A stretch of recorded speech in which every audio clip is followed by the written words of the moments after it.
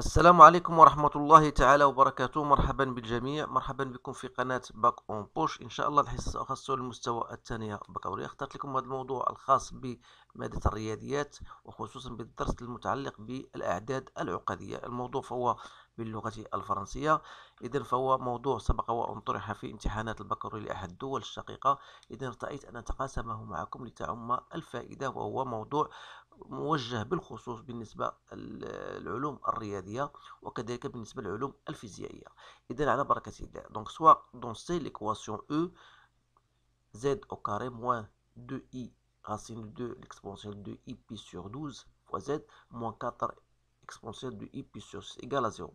Alors la première question vérifie que vous avez l'expression d'égalité, l'exponentielle de i5 pi sur 12 fois l'exponentielle de i pi sur 4 moins l'exponentielle de moins i pi sur 4 égale l'exponentielle de i2 pi sur 3 moins exponentielle de i pi sur 6, et que l'exponentielle de 2i pi sur 3 moins l'exponentielle de i pi sur 6 égale à i racine de 2, l'exponentielle de i5 pi sur 12. Alors vérifiez alors que z1 est égal à 2, l'exponentielle de i pi sur 3 est une solution de l'équation E. Trouvez alors l'autre solution z2. Écrire chacun des nombres complexes z1 et z2 sous forme cartésienne. Dans le plan rapporté à un repère orthonormé au UV, on considère les points A et B d'affixes respectifs ZA et ZB. Vérifier que ZB égale à IZA. Déduire que le triangle OAB est un triangle isocèle rectangle. Construire alors dans la figure 1 de la règle ci-jointe les points A et B, soit c'est le point du plan d'affixe Z, C égale à 1 moins racine de 3 plus I fois 1 plus racine de 3. Montrer que OACB est un carré. Placer les points, le point C, et déterminer la forme exponentielle de ZC. Donc voilà بالنسبة لهذا الموضوع. يمكن لكم تاخذوا الوقت الكافي توقفوا الفيديو وتقراوه بتمعن ثم تجاوبوا على الأسئلة بطبيعة الحال اللي هي مقترحة. تنظر بأن هذا الموضوع فهو يحتاج إلى تركيز، لأن غنستعملوا في بعض الخاصيات اللي هي سبق لكم ودرستوها، غولاسيون دو موافغ، دونك تيهملوها الطلبة. لهذا رأيت أن نتقاسم معكم هذا الموضوع لأهميته. إذا على كل فوالا غننتقلوا الآن إلى إجابة عن مختلف هذه الأسئلة، بدءا بالسؤال الأول.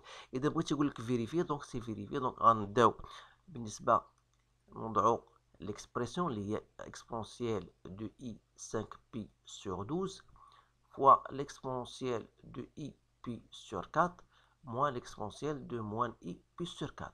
إذا هنا غنحتاجو لواحد المسألة مهمة، لأن عندنا جداء تعرفوا خصنا نعرفوا بأن l'exponentielle de x fois l'exponentielle de y est égal à l'exponentielle de x plus y. Donc هاد الخاصية غادي نستعملوها هنايا. Donc on va dire c'est l'exponentielle de i. Donc on a 5pi sur 12 plus pi sur 4 moins l'exponentielle de i, on a 5pi sur 12 moins pi sur 4. Donc il suffit de faire cette somme. Donc ça va vous donner l'exponentielle de i de pi sur 3 moins l'exponentielle de i pi sur 6. Donc aucun problème, donc c'est très facile. Alors la chose que vous devez quand même savoir, c'est la suivante. Donc c'est que la formule de moins, donc l'exponentielle de i d'état moins l'exponentielle de moins i d'état égale à 2i sinus de d'état. Donc voilà, c'est une propriété que vous devez savoir, parce que vous savez que l'exponentielle de i d'état c'est cosinus de d'état plus i sinus de d'état. L'exponentielle de moins i d'état donc est égal à cos de d'état moins i sinus de d'état. Donc à partir de ces relations que vous devez apprendre par cœur, donc si on fait la soustraction, vous allez trouver du i sinus de d'état. Alors, c'est-à-dire que l'exponentielle de i pi sur 4 moins l'exponentielle de moins i pi sur 4, vous savez c'est quoi? C'est 2 fois i sinus de pi sur 4. Sachant que sinus de pi sur 4, donc sinus donc de i fois sinus de plus 4, donc c'est racine de 2 sur 2. Donc on a dit voilà, c'est 2i sinus de pi sur 4, donc c'est 2 fois, donc on va simplifier, donc il reste racine de 2 fois i.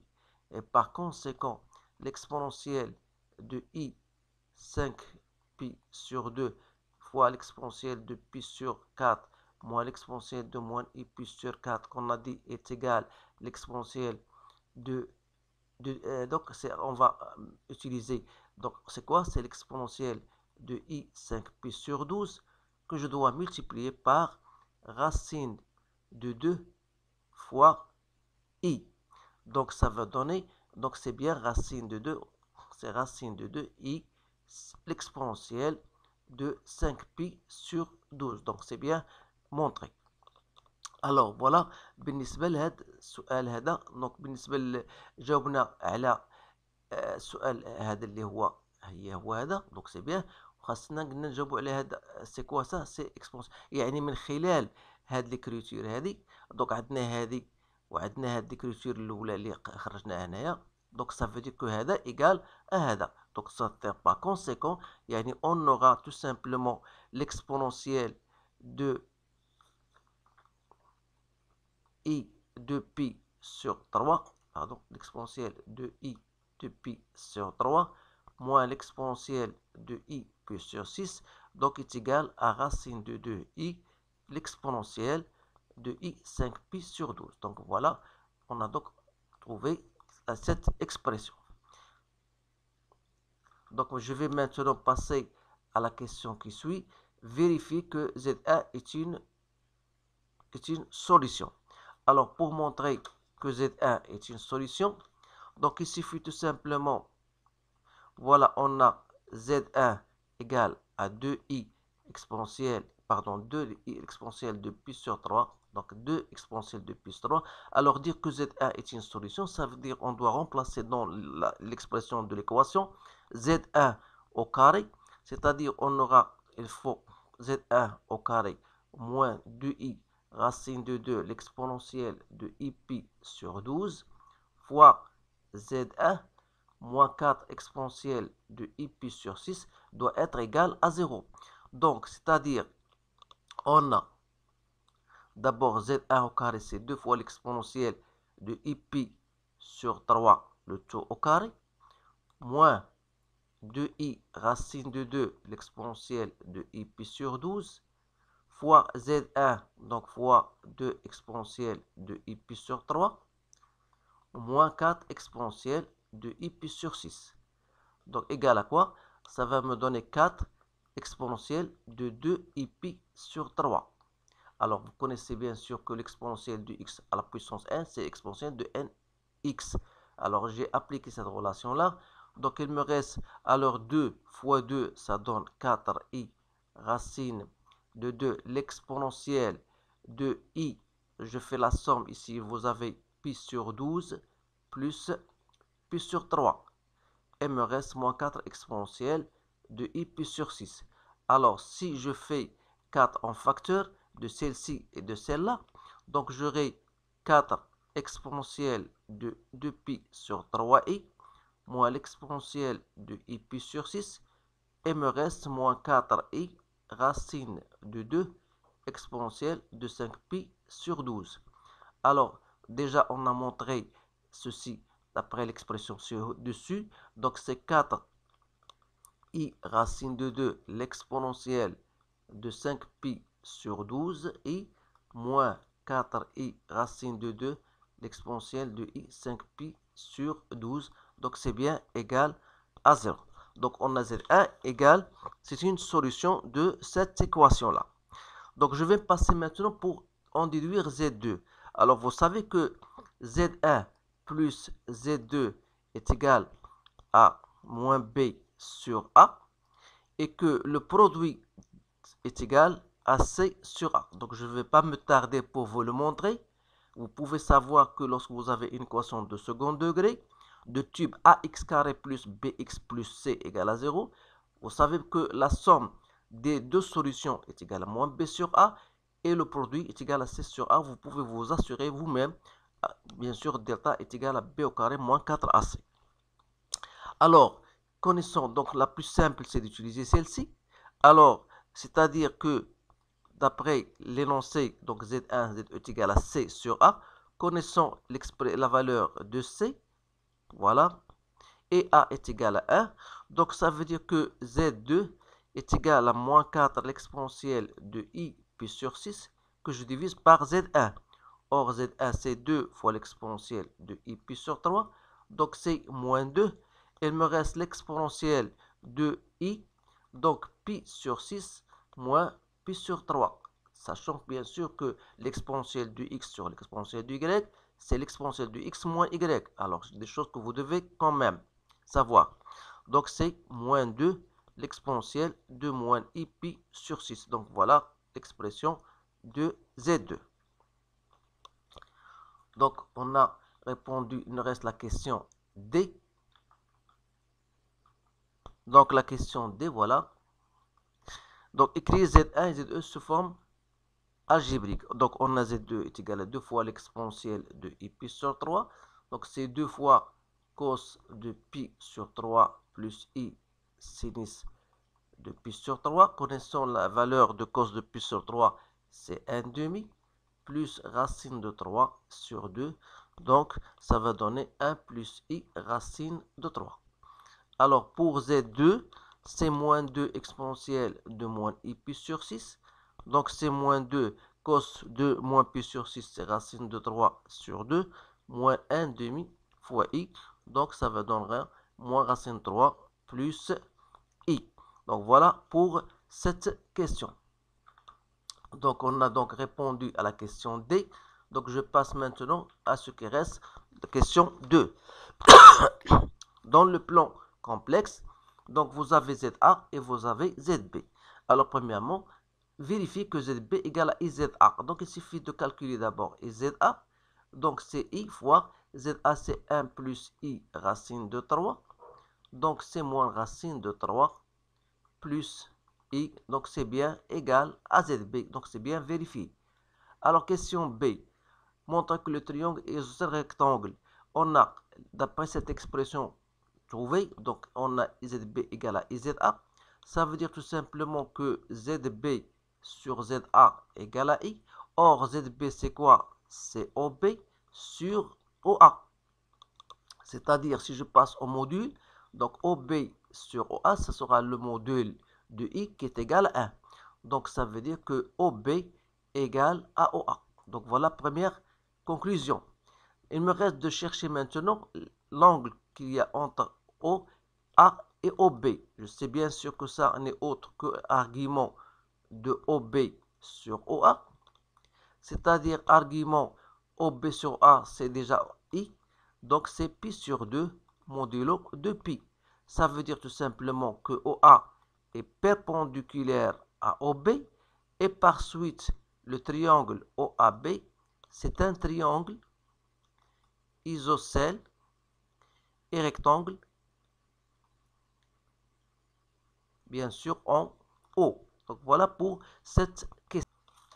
Et donc, voilà pour la construction. Je dis, voilà, j'ai déjà préparé cette construction. Donc, vous allez voir devant vous. Donc, vous avez tracé un cercle. Alors, comment je vais tracer? Je vais placer les points A et B. Donc, première des choses qu'il faut remarquer que d'après l'expression de ZA et ZB, donc, d'après la forme algébrique de ZA et ZB, je peux construire tout ça facilement ces différents points. Je sais que ZA, que le point A et B se trouvent sur un cercle de rayon, bien sûr, 2. Pourquoi? Tout simplement, voilà, je vais l'écrire ici pour qu'il soit clair. Donc, vous savez que ZA est égal à 1 plus I racine de 3 et que ZB égale à moins racine de 3 plus I. Donc, à partir de cette expression-là, vous savez que la partie réelle de A est égale à 1. Voilà. Et la partie réelle, la partie imaginaire de B égale à 1. Alors, pour tracer le point A, je sais que A et B appartiennent au cercle C de rayon 2. Voilà. Et d'autre part, puisque la partie réelle de A est égale à 1, donc la coupure de x égale à 1 avec le cercle, ça va me donner le point A. bien sûr, sachant que la partie réelle est bien positive. Alors voilà, parce que j'aurai 2 points ici, mais la point concernée, c'est celle-ci, pourquoi? Parce que la partie réelle est positive, ainsi que la partie imaginaire. Alors pour B, vous avez que la partie imaginaire, c'est 1. Donc voilà, j'ai tracé en pointillé y égale à i, c'est-à-dire 1. Et pour la partie réelle de B, c'est négatif, donc c'est moins racine de 3. Donc, parce que j'aurai toujours 2 points ici, le premier point et le deuxième point, mais j'ai dû choisir ici parce que la partie réelle de B est négative. Alors voilà le point B. Donc après on va tracer le point C, donc je vais vous expliquer comment on a fait. Donc je passe maintenant à la question 3. Donc la question 3, on vous dit voilà, on vous donne ZC, montrer que OACB est un carré. Puis placer le point C. Alors, d'après l'expression, alors pour montrer que vous avez un carré, donc OACB, donc vous avez déjà, on a OA égale à OB, et on a montré que OA est perpendiculaire à OB. Donc voilà, la première des choses. Donc, on va montrer tout simplement que BC, c'est quoi BC? Donc c'est ZC moins ZB. Donc c'est 1 moins racine de 3 plus I fois 1 plus racine de 3 plus racine de 3 moins I. Donc après développement, vous allez trouver c'est 1 plus I racine de 3. C'est-à-dire c'est égal à OA. Alors dire que BC égale à OA, c'est-à-dire vous avez affaire à un parallélogramme. Donc OACB, donc c'est un parallélogramme. Alors, plus le fait qu'on a OA égale à OB est égal à BC est égal à AC, que vous pouvez même vérifier tous, avec tout ça égal à 2. Alors, c'est-à-dire les 4 côtés sont égaux. Alors, on aura donc affaire à un carré. Donc, OACB, donc c'est un carré. Donc, voilà pour cette question. Alors, pour placer le point C, je reviens donc au schéma. Donc, ici, on a dit que, première des choses, on a ici un carré. On devra avoir un carré. Donc, comment je vais tracer ZC? Alors, je sais que ZC, on a BC est égal à OA. Alors, qui dit BC est égal à OA, donc je vais tracer un parallélogramme, bien sûr en utilisant des matériels, bien sûr, nécessaires pour tracer un parallélogramme OACB. C'est très facile de le faire vous-même. Alors, voilà pour cette construction-là.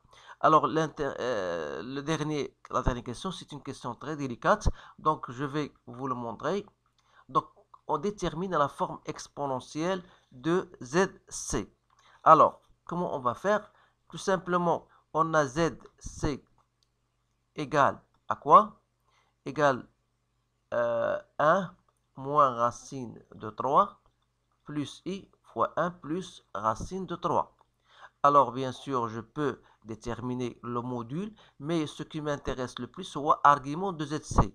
Alors, l'argument de ZC, ce n'est autre que l'angle que fait entre U et OC.